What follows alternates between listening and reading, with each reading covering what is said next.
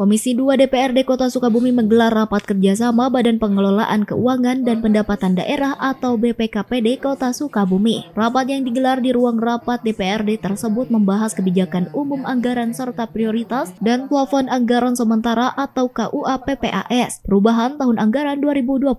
Dalam rapat yang berlangsung tersebut, anggota Komisi 2 DPRD Kota Sukabumi menyampaikan berbagai masukan dan pandangan terkait optimalisasi pendapatan daerah. Selain itu, DPRD juga menegaskan agar pemerintah Kota Sukabumi dapat memperkuat perencanaan anggaran dengan berdasarkan data yang valid dan transparan. Salah satu yang menjadi perhatian dalam pembahasan ini adalah komitmen bersama untuk meningkatkan pendapatan asli daerah atau PAD. Komisi 2 mendorong perlu adanya koordinasi yang jelas dengan berbagai pihak dalam upaya meningkatkan PAD yang belum maksimal.